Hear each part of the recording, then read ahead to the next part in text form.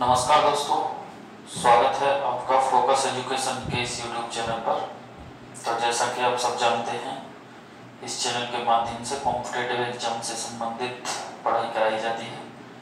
तो उसी क्रम को ध्यान में रखते हुए जो कि हमारा जो इस समय पॉलिटी की श्रृंखला चल रही है, तो जैसा कि इससे पहली वीडियो क्लास डाल दी गई है भारत का राष्ट्रपति क्लास नंबर 1।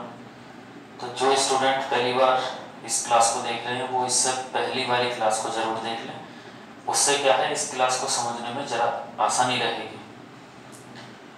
तो आज का मैं टॉपिक स्टार्ट करता हूँ आगे का। तो सबसे पहले मैं आपको बता दूं, मैं कल का कुछ रिकैप कर देता हूँ जिससे कि कुछ बेहतर वे में कुछ बातें समझ में आ जाए। जैसे कि चूंकि हमारा भारत के राष्ट्रपति का टॉपिक चल रहा है, तो हमारी जो पिछली वीडियो क्लास में जो कुछ बातें हुई थी उसका थोड़ा सा रिकैप करता हूँ, जिससे कि जो अगली क्लास है वो उससे थोड़ा सा वे में समझ में आ जाएगी। तो आप जानते होंगे आर्टिकल 52 में तो ये बात कही गई है कि भारत का एक राष्ट्रपति होगा, हमने इस पर चर्चा की। आर्टिकल 53 में यह बात कही गई है कि संघ की जो कार्यपालिका शक्ति है वो राष्ट्रपति में निहित होगी। और इसके बाद हमने कल उस पे वीडियो क्लास में ये भी बात की थी कि राष्ट्रपति पद के लिए क्या क्या क्वालिफिकेशन होती है, उसके बारे में हमने बात की थी आर्टिकल 58 पर। और उसके बाद हमने राष्ट्रपति कोई भी व्यक्ति भारत में कितनी बार राष्ट्रपति बन सकता है, आर्टिकल 57 जो राष्ट्रपति पद के लिए पुनः निर्वाचन के बारे में बताता है, उस पर हमने बात की थी। उसके बाद आगे की जो क्लास है हम उसको स्टार्ट करते हैं। तो भारतीय संविधान का दोस्तों अनुच्छेद 54 साफ शब्दों में क्या कहता है कि ये राष्ट्रपति के निर्वाचन में जो भाग लेते हैं वो कौन भाग लेते हैं इसके बारे में बताता है। तो आपको ये बात याद रखनी है कि भारत का राष्ट्रपति जो है उसके निर्वाचन में जो भाग लेते हैं, जो भारत के राष्ट्रपति के जो निर्वाचक मंडल कह सकते हैं इसे, अगर हम इंग्लिश की बात करें तो इसे इंग्लिश में electoral college of the president बोलते हैं। तो भारत के राष्ट्रपति के चुनाव में लोकसभा, राज्यसभा और राज्य विधानसभाओं के निर्वाचित सदस्य भाग लेते हैं। ये बात आपको याद रखनी है। जैसा कि आप सब जानते होंगे कि लोकसभा और अगर राज्यसभा की बात करें तो ये तो केंद्र के जो लोकसभा संसद के सदन हैं, वहीं संसद के दोनों सदन ऐसा कह सकते हैं, और राज्यों के विधानसभाओं के निर्वाचित सदस्य जिसको हम कह सकते हैं इंग्लिश में लेजिस्लेटिव असेंबली के जो निर्वाचित सदस्य होते हैं। इसका मतलब ये बात आपके माइंड में आ जानी चाहिए कि संसद के मनोनीत सदस्य, चाहे वो लोकसभा के हों चाहे वो राज्यसभा के हों, मनोनीत सदस्य राष्ट्रपति के निर्वाचन में भाग नहीं लेते, जिन्हें हम इंग्लिश में नॉमिनेट मेंबर्स बोलते हैं। और अगर हम राज्य की बात करें तो राज्य की जो जिन राज्यों में विधान परिषद है, क्योंकि सभी राज्यों में विधान परिषद नहीं है, तो जिन राज्यों में विधान परिषद है जिसको हम इंग्लिश में लेजिस्लेटिव काउंसिल कहते हैं, तो लेजिस्लेटिव काउंसिल के जो सदस्य हैं वो भी आपके राष्ट्रपति के निर्वाचन में भाग नहीं लेते। ये बात भी आपको याद रखनी है। कई बार इस प्रकार के क्वेश्चन एग्जाम में बन जाता है। वहीं आपको एक अमेंडमेंट याद रखना है जो कि बहुत महत्वपूर्ण अमेंडमेंट है, 70वां संविधान संशोधन 1992। ध्यान से सुनना है, 70वां संविधान संशोधन 1992 के तहत यह व्यवस्था की गई भारत के संविधान में कि जो केंद्र शासित प्रदेश हैं दिल्ली और पांडिचेरी, उनकी विधानसभाओं के सदस्य राष्ट्रपति के निर्वाचन में भाग लेंगे। इसका मतलब ये बात क्लियर है कि 1992 से पहले ये व्यवस्था नहीं थी। तो दिल्ली और पांडिचेरी के जो विधानसभा के सदस्य हैं उन्हें राष्ट्रपति के निर्वाचन में किस संविधान संशोधन के द्वारा शामिल किया गया। तो आपको याद रखना है 70वां संविधान संशोधन 1992। तो इस बात को भी आप बेहतर वे में याद रखेंगे। उसके बाद अनुच्छेद 55 की बात करते हैं, 55, जो कि राष्ट्रपति के निर्वाचन की रीति बताता है। तो राष्ट्रपति के निर्वाचन की अगर हम रीति की बात करें दोस्तों, तो आपको इतना याद रखना है, यहाँ से ये पॉइंट के क्वेश्चन ही पूछे जाते हैं। भारत का राष्ट्रपति का जो निर्वाचन है वो अप्रत्यक्ष रूप से होता है, जिसको हम इंग्लिश में इनडायरेक्ट इलेक्शन कहते हैं। तो इनडायरेक्ट इलेक्शन को आप जान लीजिए, ऐसा चुनाव जिसमें जनता सीधे भाग नहीं लेती है, या फिर कह दे सकते हैं कि सीधे तौर पर भाग नहीं लेती है। आप इसे ऐसा समझ सकते हैं कि अगर जनता डायरेक्ट वोट उसको नहीं कर रही है तो उस इलेक्शन को इनडायरेक्ट इलेक्शन बोला जाता है। तो राष्ट्रपति का जो चुनाव है दोस्तों वो इनडायरेक्ट इलेक्शन है और अप्रत्यक्ष रूप से होता है। और साथ ही साथ ये बात याद रखनी है कि एकल संक्रमणीय मत प्रणाली द्वारा होता है। जो उसका सिस्टम है उसको हम कह सकते हैं सिंगल ट्रांसफरेबल वोट सिस्टम, या हिंदी में एकल संक्रमणीय मत प्रणाली।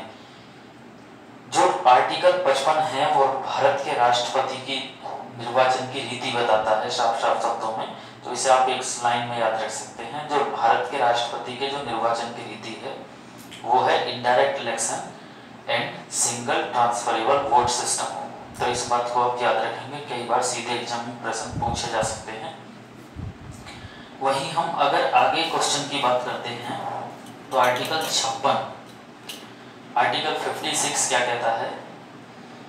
भारत का जो राष्ट्रपति है, आर्टिकल 56 भारत के राष्ट्रपति के बारे में उसकी पदावधि का वर्णन करता है, मतलब कि उसके टर्म का वर्णन करता है कि उसका कार्यकाल कितना होगा।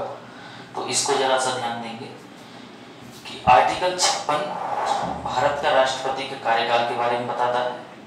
मतलब कि साफ है, जो भारत का राष्ट्रपति का जो कार्यकाल है वो आमतौर पर 5 वर्ष का होता है, आपको याद रखना है।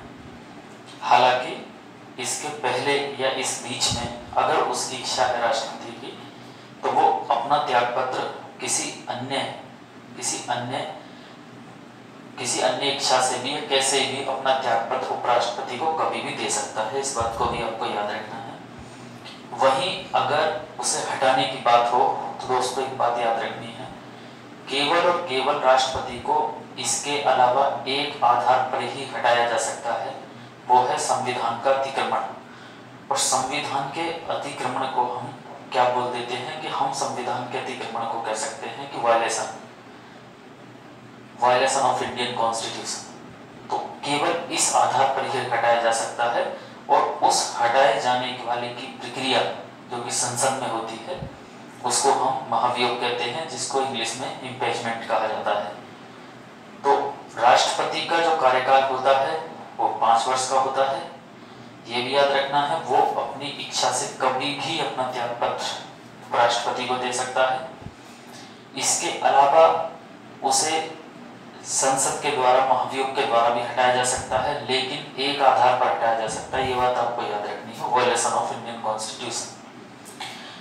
वहीं अगर हम बात करें आर्टिकल 62 क्या कहता है, जरा ध्यान से सुनेंगे क्योंकि आर्टिकल 56 और आर्टिकल 62 को एकदम लिंक करके पढ़ना है जिससे कि आपका पूरा कॉन्सेप्ट क्लियर हो। आर्टिकल 62 कहता है कि जो राष्ट्रपति का चुनाव है, जो राष्ट्रपति का जो पदावधि है वो 5 वर्ष की होती है। तो राष्ट्रपति ने नए राष्ट्रपति का चुनाव जो है पूरे 5 वर्ष से पहले ही करा लिया जाना चाहिए, मतलब कि उसकी कार्य अवधि समाप्त होने से पहले ही करा लिया जाना चाहिए। आर्टिकल 62 क्या कहता है? जैसा कि मैंने अभी बताया कि राष्ट्रपति का जो कार्यकाल होता है वो आमतौर पर 5 वर्ष का होता है, लेकिन 62 आर्टिकल क्या कह रहा है 62 कि राष्ट्रपति का जो चुनाव है वो 5 वर्ष की अवधि से पहले ही करा लिया जाना चाहिए, नए राष्ट्रपति का चुनाव। अब चाहे राष्ट्रपति का, इसमें यह भी बात याद रखनी है, चाहे राष्ट्रपति का जो पद है अगर वो रिक्त हुआ है, चाहे वो पद जो रिक्त हुआ है, चाहे वो त्यागपत्र के कारण हुआ है, चाहे वो इम्पीचमेंट के कारण रिक्त हुआ है, चाहे वो किसी भी अन्य कारण से रिक्त हुआ है, मान के चलिए इस बीच में रिक्त हो जाता है, तो राष्ट्रपति का जो चुनाव है वो 6 महीने के अंदर ही करा लिया जाना चाहिए। अगर किसी कारण से राष्ट्रपति का पद रिक्त हो जाता है, किसी भी कारण से राष्ट्रपति का पद रिक्त हो जाता है, तो उसका जो चुनाव है वो 6 महीने के अंदर ही करा लिया जाना चाहिए। ये बात भी आर्टिकल 62 में बताई गई है। और मध्यावधि के बाद जो चुनाव कराया जाएगा, ध्यान से समझना है, जो मध्यावधि में जो चुनाव होगा राष्ट्रपति का, तो उस स्थिति में जो भी नया राष्ट्रपति बनेगा, उस स्थिति में जो भी नया राष्ट्रपति बनता है तो वो पूरे 5 वर्ष की अवधि के लिए बनेगा, ना कि शेष बचे हुए टर्म के लिए बचेगा। इसे थोड़ा सा ध्यान से समझना है। आर्टिकल 56 में तो सिर्फ इतनी बात कही गई है कि भारत का जो राष्ट्रपति है उसका कार्यकाल 5 वर्ष का होता है और अपनी इच्छा से वो कभी भी अपना त्यागपत्र राष्ट्रपति को दे सकता है, जिसको हम रेजिग्नेशन लेटर बोलते हैं। और इसके अलावा अगर वो संविधान का अतिक्रमण करते हैं, वायलेशन ऑफ इंडियन कॉन्स्टिट्यूशन के आधार पर भी उन्हें इम्पीचमेंट के द्वारा हटाया जा सकता है। आर्टिकल 62 क्या कहता है? 62 ये कहता है, ध्यान से सुनना है, कि राष्ट्रपति के कार्यकाल की जो अवधि है 5 वर्ष समाप्त होने से पहले ही उनका चुनाव, नए राष्ट्रपति का चुनाव करा लिया जाना चाहिए।